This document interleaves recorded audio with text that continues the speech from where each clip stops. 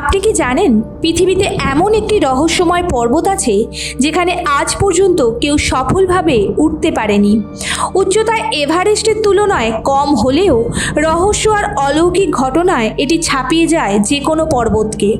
Helicopter পর্যন্ত এই পর্বতের শীর্ষের ওপর দিয়ে যেতে পারে না।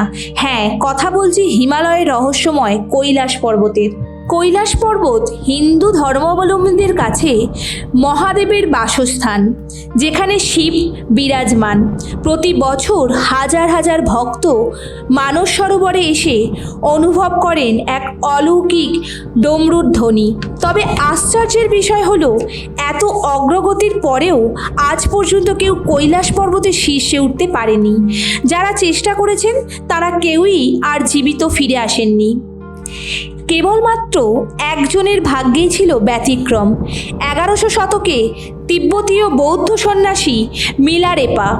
তিনি একমাত্র ব্যক্তি যিনি কৈলাসে উঠে জীবন্ত অবস্থায় ফিরে আসতে সক্ষম হন। কিন্তু ফিরলেও কি লাভ? ফিরে আসার পর মিলারেপা আর কোনোদিনও কথা বলেননি। তার মানসিক ভারসাম্য পুরোপুরি হারিয়ে যায়। কৈলাসের শীর্ষে তিনি কি দেখেছিলেন কিংবা তার সঙ্গে ঠিক কী ঘটেছিল সেটা আজও রহস্যের চাদরে ঢাকা।